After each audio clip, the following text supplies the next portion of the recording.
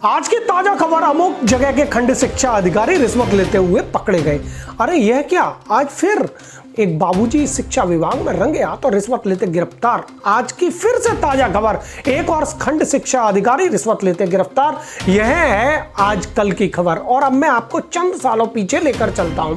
उस समय teacher, sir medical चाहिए, पिछले दरवाजे से मिलिए। एरियर निकलवाना है, पिछले दरवाजे से मिलिए। महिला टीचर को सीसीएल चाहिए, कितने समय की, प्रतिमा के हिसाब से बैक डोर से पेमेंट करिए। लेकिन अब काफी हद तक बाबूजी और अधिकारी जी रिश्वत मांगने से डरते हैं। एक संस्था जिसने इस पर अंकुश लगा रखा है, संस्था का नाम है Utah, United teachers association. Utah teachers के साथ खड़ी है। पूरे उत्तर प्रदेश में कई बाबू और अधिकारियों को भ्रष्टाचार में लिप्त होने पर या किसी टीचर से रिश्वत मांगने पर अगर यूटा के संज्ञान में आया तो उस अधिकारी को जेल की हवा खिला दी।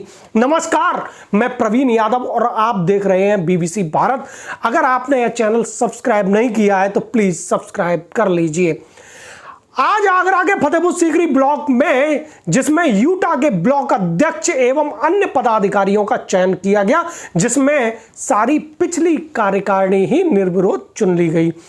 कुछ अन्य पदाधिकारी भी इसमें शामिल हुए। इसमें अशोक शर्मा को फिर से निर्विरोध ब्लॉक अध्यक्ष चुना गया। सभी पदाधिकारियों और टीचर्स ने तालियों की गड़गड़ाहट के साथ अशोक शर्मा का इस कार्यक्रम में स्वागत किया। इस कार्यक्रम में प्रदेश कोषाध्यक्ष बीपी बघेल एवं प्रदेश संगठन मंत्री यादवेंद्र शर्मा ने मां सरस्वती के चित्र पर माल्यार्पण व दीप प्रज्वलित कर इस कार्यक्रम की शुरुआत की। वहीं यूटा के जिला अध्यक्ष केशव दीक्षित एवं जिला महामंत्री राजीव वर्मा, वरिष्ठ उपाध्यक्ष के शर्मा, जिला कोषाध्यक्ष अशोक यादव ने चुनाव की प्रक्रिया संपन्न कराई।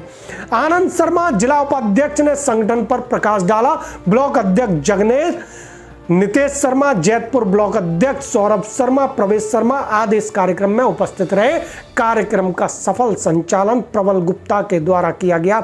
इस निर्वाचन प्रक्रिया में चुने गए पदाधिकारी अशोक शर्मा ब्लॉक अध्यक्ष, बबली व्यास ब्लॉक मंत्री, कोषाध्यक्ष चित्रा गोयल के साथ वरिष्ठ उपाध्यक्ष भूपेंद्र गुप्ता, साधना यादव, उपाध्यक्ष ज्ञान सिंह, सचिन वासने, उपाध्यक्ष महिला सोनाली चौधरी, संयुक्त मंत्री उमाशंकर, संगठन मंत्री सोनम शर्मा, प्रवक्ता अर्चना वर्मा, उप मंत्री ब्रजेश, उप मंत्री महिला रेणु सिंह, मीडिया प्रभारी रुचि साक्य, सोशल मीडिया प्रभारी प्रबल गुप्ता, लेखाकार संदीप शर्मा एवं ऑडिटर प्रियंका पाल चुनी गई।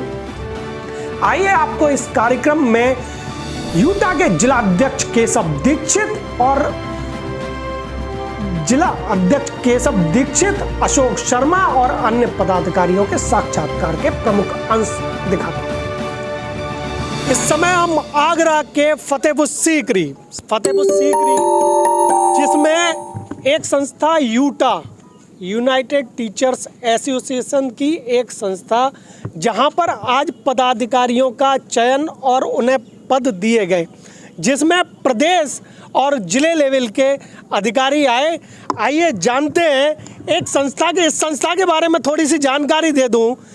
जितना मैं जान पाया हूँ, ये संस्था उन अधिकारियों कर्मचारियों के लिए काल है जो भ्रष्टाचार में लिप्त, ऐसे कर्मचारी और अधिकारियों पर नियंत्रण रखने वाली इस संस्था का आज यहाँ एक कार्यक्रम, जिसमें बड़े बड़े पदाधिकारी शामिल हुए।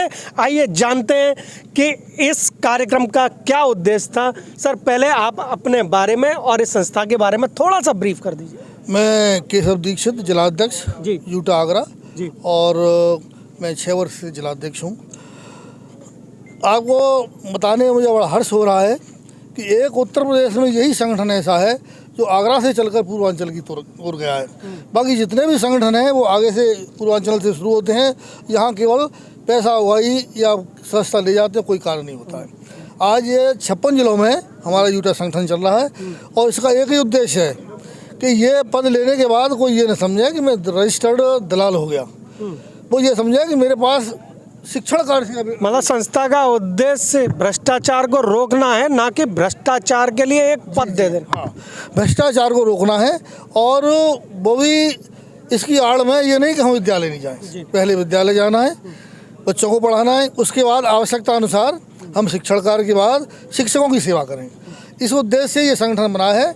और आगरा जनपद में मैं आपको बताते हुए मुझे बड़ा हर्ष हो रहा है कि यदि यूटा का कोई पदाधिकारी वीएसए से मिलने जाता है तो एक बार के लिए उन्हें बड़ी दिक्कत हो जाती है कि आखिरकार ये क्यों आए हैं, क्योंकि कभी गलत कार्य के लिए नहीं जाएंगे, कभी भी गलत कार्य कराने के लिए प्रयास नहीं करेंगे।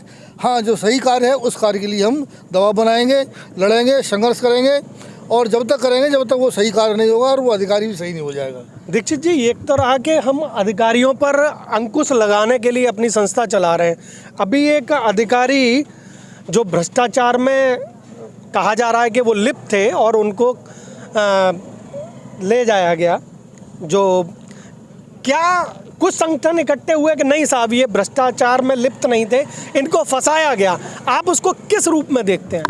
देखिए, जहाँ कोई विशेष रूप से द्वेष भाव है, कोई मनमुटाव है, तो मैं समझता हूँ इतना बड़ा कार्य करना ये कोई मामूली बात नहीं है।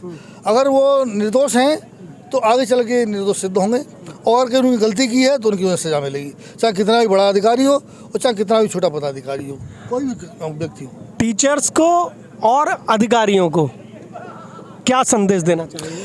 मैं सबसे पहले टीचर्स को, क्योंकि मैं भी टीचर हूँ, मैं उनसे विनम्र निवेदन करूँगा कि सबसे पहले विद्यालय पहुँचें, और लेट भी हो जाएं तो उसके लिए कोई बात नहीं, वहाँ जा कर के अपने बच्चों की तरह अपनत्व की भावना से बच्चों को पढ़ाएं, शिक्षण कार्य करें, क्योंकि उनके बच्चों के पैसे से ही हमारे बच्चे पढ़ रहे हैं और पल रहे हैं।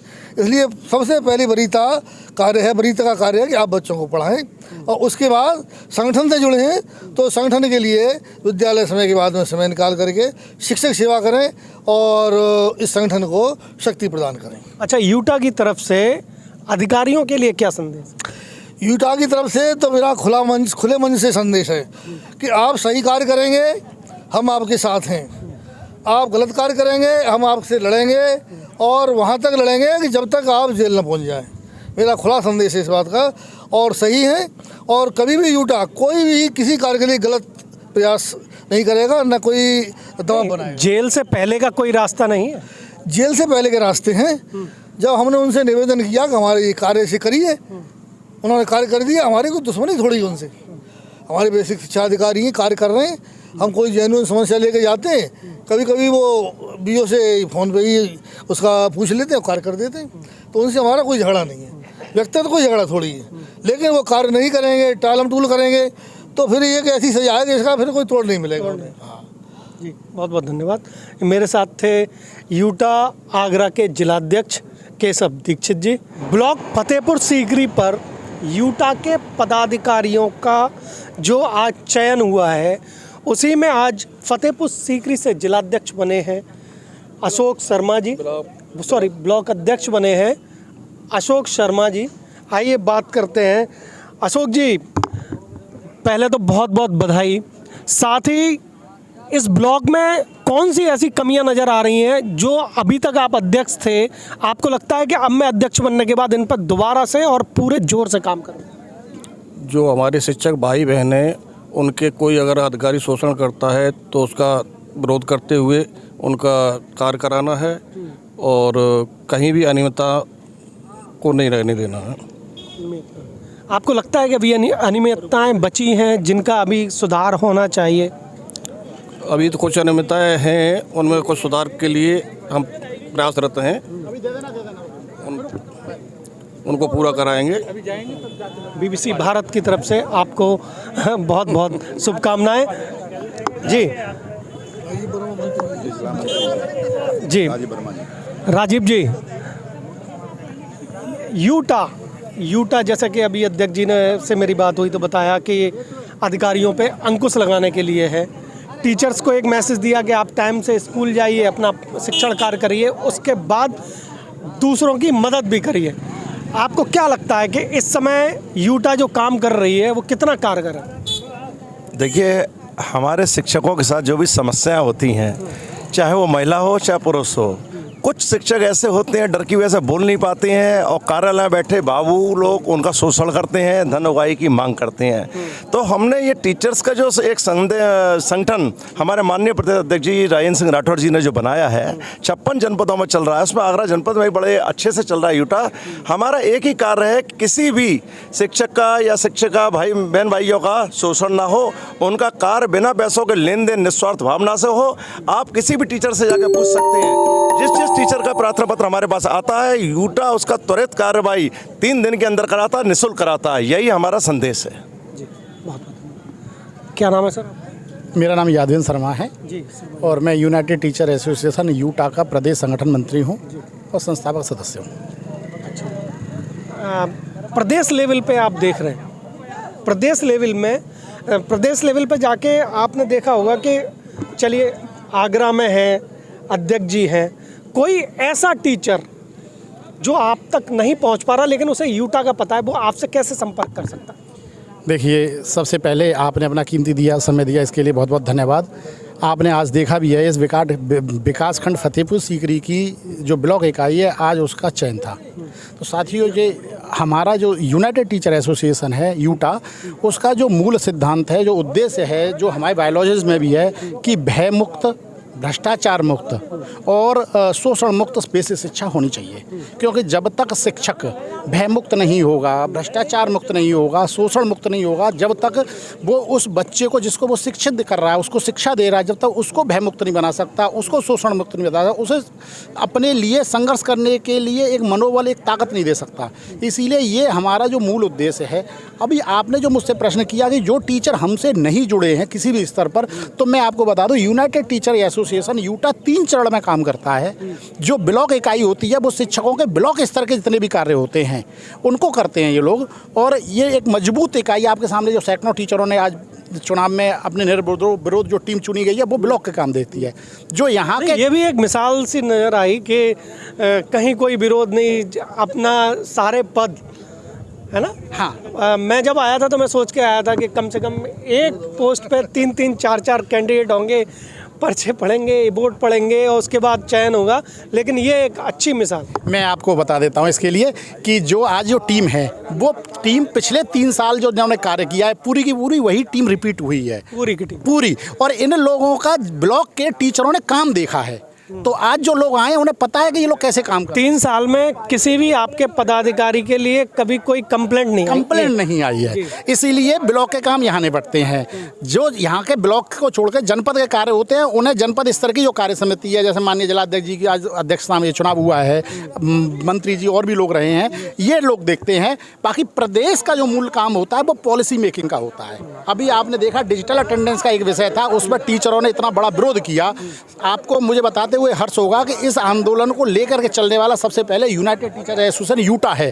जब यूटा सड़क पर बैठा, शिक्षकों के सहयोग से सड़क पर निकला, तो फिर और संगठन भी आए। तो जो टीचर हमसे नहीं भी जुड़े हैं लेकिन यूटा के कार्यों से लाभान्वित वो भी हो रहे हैं।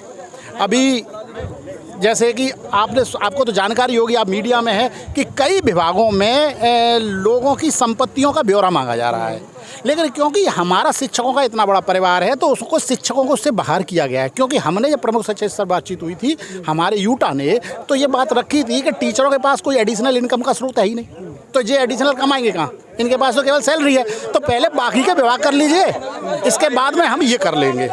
तो ऐसे करके ये सब चीज़ों से लाभान्वित तो आम शिक्षक ही हो रहा है सर। चलिए, आपको बहुत बहुत शुभकामनाएं, ऐसे ही कार्य करते रहिए ताकि जी। यूटा की एक महिला पदाधिकारी, जो महिला शिक्षिकाएं हैं, उनकी जो समस्याएं होती हैं वो थोड़ी डिफरेंट टाइप की होती हैं। अगर मैं आपके अध्यक्ष जी से पूछता शायद वो ना समझ पाते। आप एक महिला शिक्षक हैं तो शायद आप उसको बहुत गंभीरता से समझेंगे। उन समस्याओं को लेके क्या लगता है, क्या क्या फेरबदल होना चाहिए इस समय, क्या बदलाव आना चाहिए? सरकार को ऐसी कौन सी नीति लानी चाहिए जो महिला शिक्षिकाएं हैं उनको थोड़ी पढ़ाने में सहूलियत मिले? एक्चुअली सर क्या है कि हम लोगों के जो जॉब पोस्टिंग है वो हमारे घर से ना बहुत दूर है, तो गवर्नमेंट को इतना करना चाहिए कि महिलाओं को थोड़ा उनके घर के आसपास ही जो है उनका है ना ट्रांसफ़र करना चाहिए। सेकेंडली जो महिलाएं होती हैं, जिनके छोटे छोटे बच्चे होते हैं, जिनको जब छुट्टी लेनी होती है, CCL लेनी होती है, तो जो हमारे ऑफिसर्स हैं वो बहुत आनाकानी करते हैं, वो नहीं देते CCL। तो उसमें हम जो गवर्नमेंट है उसको थोड़ा सा मतलब इंटरफेयर करना चाहिए और हेल्प करना चाहिए, राइट। और जो हमारी भौतिक समस्याएं हैं, जैसे स्कूल बहुत दूर है और इन सब की वजह से भी हम लोगों को आने जाने में बहुत प्रॉब्लम होती है। विंटर्स में, समर्स में तो नहीं होती बट विंटर में होती है, बारिश में होती है, राइट। तो उसमें आई थिंक गवर्नमेंट को थोड़ा सा मतलब इंटरफेयर करके हेल्प करना चाहिए। और जो हमारा संगठन है वो हम लोगों की भौतिक समस्या में ही हेल्प कर रहा है एक्चुअली।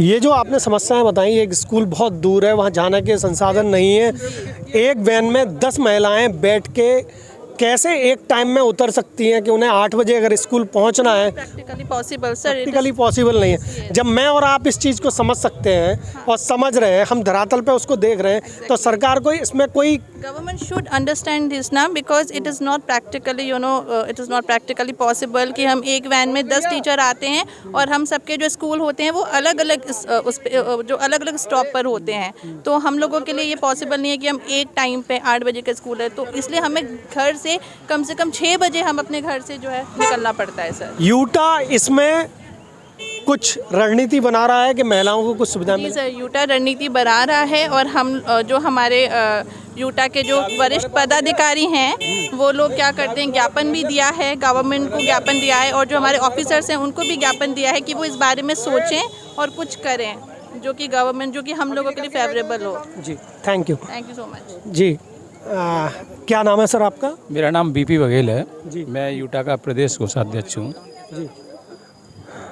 अभी मैम से बात हो रही थी तो वो बता रही थी कि महिलाएं जो बहुत दूर दराज जा रही हैं, जहां यातायात का कोई साधन नहीं है, आने जाने में बहुत प्रॉब्लम है, यूटा ने क्या कोई ऐसी रणनीति बनाई है? चूँकि आप प्रदेश लेवल पर हैं तो आपसे ये क्वेश्चन बिल्कुल सटीक बैठता है कि प्रदेश लेवल पर क्या कोई ऐसी रणनीति तैयार की जा रही है? देखो, हमारी भारतीय परंपरा में नारी सर्वत्र पूज्यते और ये देवी स्वरूप हैं, ये सरस्वती का भी अवतार है, लक्ष्मी का भी अवतार है। तो हम यही कहेंगे कि जो हमारी महिला शिक्षिकाएं हैं जो स्कूल में जाती हैं पढ़ाने, विद्यालय 8 बजे का होता है लेकिन ये लोग सुबह 6 बजे निकलते हैं और 6 बजे धीरे धीरे जा कर के 8 बजे तक छोड़ते छोड़ते पहुंच जाते हैं। मतलब काफ़ी कठिनाई का सामना कर रहे हैं ये लोग। असल में सरकार हमको महिलाओं को 2 साल की CCL देती है। 2 साल की CCL सर 25 साल की नौकरी में 2 साल की CCL दे भी दी, जिसका बच्चा आज 2 साल का है उसे 18 साल तक ज़रूरत पड़ेगी। लेकिन जो आपसे प्रश्न किया, मैंने प्रश्न किया सर डेली का। सुबह आप घर से निकलिए 6 बजे, जो लोग टहलने निकलते हैं, महिलाएं 3 बजे उठ के उस वैन में दौड़ती हुई, भागती हुई नज़र आती हैं, हाँफती हुई नज़र आती हैं। क्या यूटा उनके लिए कुछ कर रहा है क्या सर? नहीं, हमने यही प्रयास किया है कि महिलाओं को कम से कम समस्याओं का सामना करना पड़े। इसके लिए हमारे प्रदेश अध्यक्ष जी समय समय पर सरकार के साथ जो प्रतिनिधि हैं उनके साथ बैठते हैं और इनकी समस्या बहुत गंभीरता से विचार भी किया जाता है। लेकिन चूँकि समय की प्रतिबद्धता है, 8 बजे जाना ही है। मुझे लगता है शायद उस समय वो यूटा नहीं रहा होगा, यूटा संस्था काम नहीं कर रही होगी। मलाई वाली जगह घर के बिल्कुल नज़दीक तमाम महिलाओं को तो छोड़िए, जो टीचर्स जो 20 किलोमीटर जा सकते हैं उनको बिल्कुल घर के बगल में स्कूल दे दिया गया। और जो महिला यहाँ बाह पिनाहट जाने कहाँ जाके संघर्ष कर रही हैं, बड़ा सोचने वाला विषय है सर। नहीं, सही कह रहे हैं आप। सरकार को नीति में परिवर्तन करना। उस समय आज कुछ महिलाएं, मैं बिल्कुल खुल के बोलता हूँ कि महिलाएं बोलती हैं 1-2 लाख लग जाएं सर, घर पे बच्चों को तो पाल ले। इस नौकरी के चक्कर में बच्चे बहुत सफ़र कर रहे हैं। क्या इसके लिए कोई रणनीति यूटा बनाया? नहीं, यूटा रणनीति बना रहा है। देखिए, माननीय मुख्यमंत्री जी का एक सपना है कि 0 टॉलरेंस की नीति जो भ्रष्टाचार पर चल रही है, तो इसमें कोई लेने देने वाली बात तो नहीं है। लेकिन हमारे नगर क्षेत्र में बहुत सारी वैकेंसी खाली हैं और यूटा पहल कर रहा है कि किसी तरह। सर 1000 के आसपास वैकेंसी तो आपके आगरा शहर में ही खाली। जी। तो यूटा इसी पे पहल कर रहा है कि ज़्यादातर महिलाएं जो दूर दराज के ब्लॉक में नौकरी कर रही हैं, नगर क्षेत्र में उनको समाहित कर दिया जाए। ये यूटा इस पर काम कर रहा है। आपसे बात करके बहुत अच्छा लगा सर, बहुत बहुत धन्यवाद। नमस्कार, आप देख रहे थे BBC भारत।